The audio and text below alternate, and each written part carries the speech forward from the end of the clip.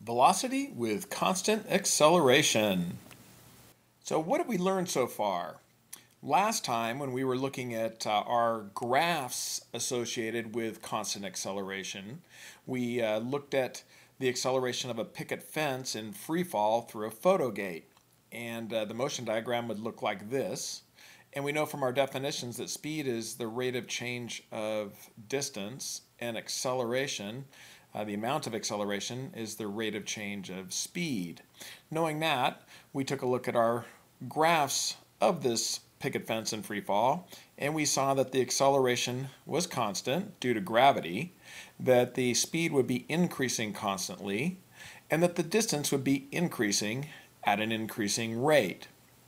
This video is going to take on the job of converting our acceleration in time and our speed in time from graphs into equations. So we're going to interpret these two graphs and create the equations that we'd get for each. So let's start off by looking at our acceleration versus time here and create an equation for acceleration. And this is quite easy because our acceleration was constant. So the acceleration equation would just be that, a equals a constant. For our particular example of an object in free fall, the acceleration value would be 9.8 meters per second per second. But it wouldn't have to be that in other examples, like an example of a car accelerating. It might be less than the 9.8, or maybe like this next example, even more than 9.8 meters per second per second.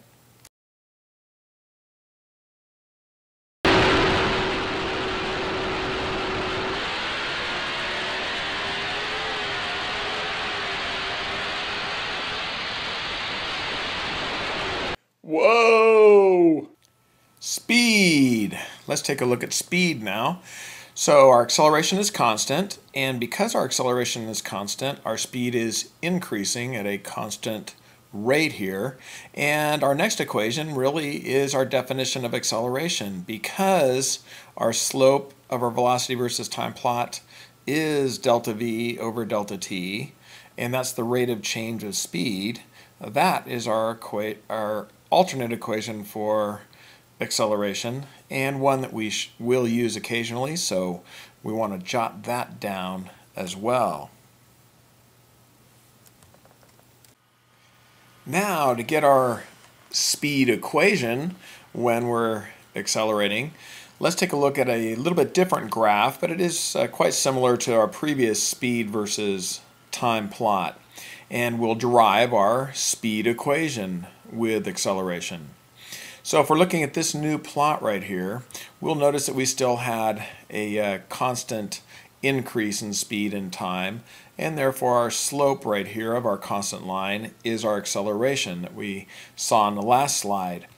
So with that being the case, we're going to use our slope-intercept form of a line, our general math equation for a line, and we're going to translate that into our speed equation, because we have real stuff here in physics.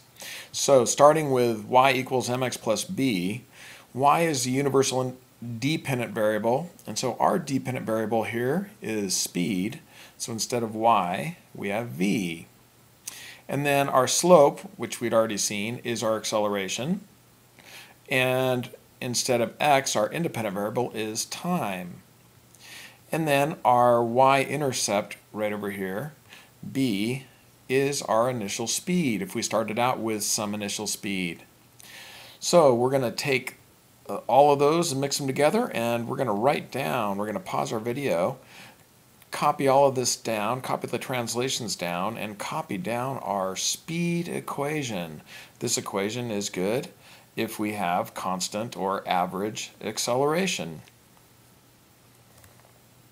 Am I going too fast?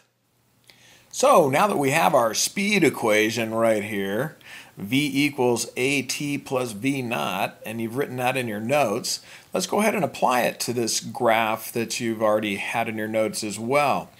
So to start off though, before we dive into this equation, we're going to need to know the acceleration. So we're going to find the slope here to find the acceleration. So our slope is our rise over our run here. So the amount that the velocity rose here, the speed rose, went from 10 to 40. So it went up 30 meters per second.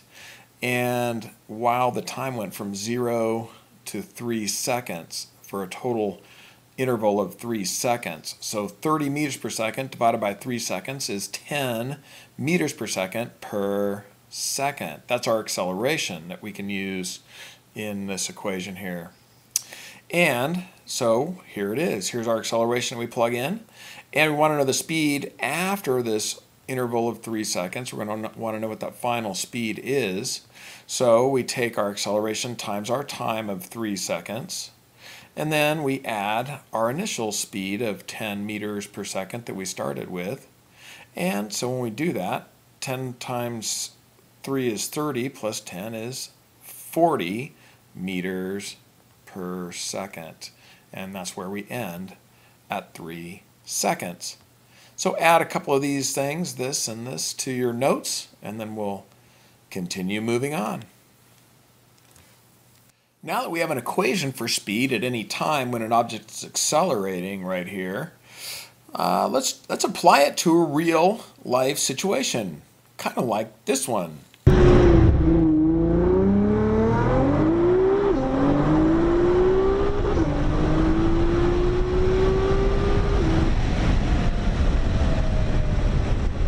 Well, this word problem may not be that exciting, but it's a practical application that is very similar to what you just saw.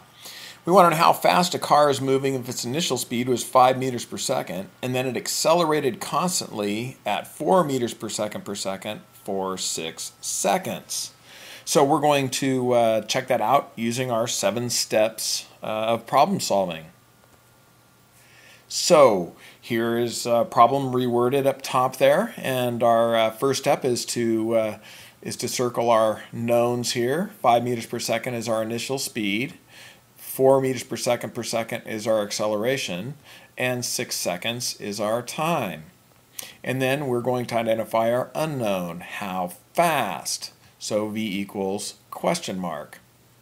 Then with our understanding of the problem, we go ahead and draw our illustration here, showing the initial velocity vector at 5 meters per second, showing that we're accelerating over the interval at 4 meters per second, and then show our final velocity vector here, longer than our initial velocity vector, and show that the time interval was 6 seconds.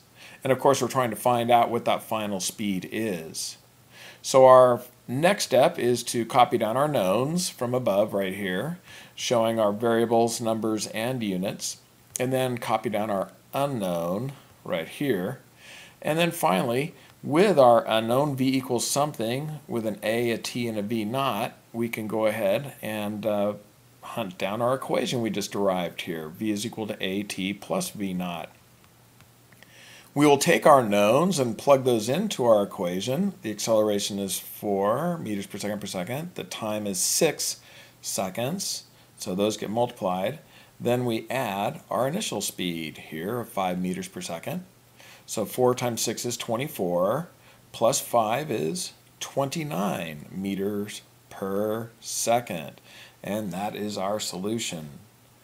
Make sure you copy down this sample problem so that you can refer to it when you're doing a problem very similar to this on your own.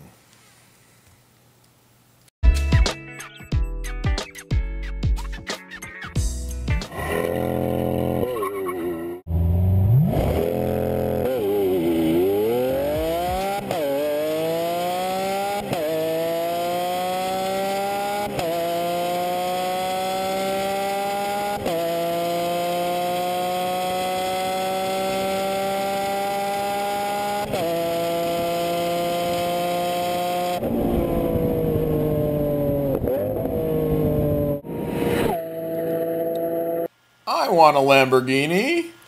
That looks like fun. Anyway, you're going to try one here. It's not about a car taking off like this. It's about a rock being dropped and falling for 3 seconds. So you're going to apply what you've learned about the speed of an object that's accelerating constantly to answer this question. Now, it looks a little skimpy on knowns, and so I have a couple of hints for you here. What is the rock's speed right before it's dropped? And what is accelerating a rock? If you can answer those two things, then you can discover two knowns that you can use also in this problem. So pause the video, give this a try, do your best to solve for the speed of that rock the instant before it hits. So, how did you do? Did you get 29.4 meters per second? Well, if you did it well, provided you showed all your work too. So let's check it out. The first thing we do always is to read the problem again, but this time circle our knowns here. So it fell in 3 seconds. Now, that's the only one shown here, but we do have a couple of other knowns, and that is that a rock falls because of gravity, and it's accelerated at 9.8 meters per second. And if we let it go, its initial speed is 0 meters per second, and that always becomes a very handy known to note. And we want to know how fast the rock will be going after 3 seconds here. So our unknown is the speed. So we want to know v, and we know a, t, and v naught. And there's our equation again. V is equal to a times t plus v naught. That's our speed equation for constant acceleration. We plug in our acceleration of 9.8 meters per second, our time of 3 seconds of fall, and we note our initial speed was 0. So now it's just quite simply multiplying 3 times 9.8, and we get 29.4 meters per second. And of course, we always do an illustration labeling all of our knowns and unknowns. So the rock wasn't moving, and after 3 seconds of fall, its new speed right down here with that big velocity vector is 29.4 meters per second. Pause and make sure that you've done all this properly in your notes. So we've seen how to calculate our speed equation. That's for speed. I just wanted to reiterate too that velocity is a vector, and so in our illustrations we want to note speed. We want to include our vectors to make it velocity. All of our stuff is in straight lines so far, so the directional part isn't too exciting. But the one thing I did want you to note is as a car gets faster and faster here, the velocity vector would get greater and greater and greater. So this is a nice motion diagram to note and to show the various vectors. Note also that if there is no velocity here, we don't draw a vector. We just label v naught equals 0. So pause, put this simple illustration in your notes, and then we'll conclude. So, Scratch's parting idea.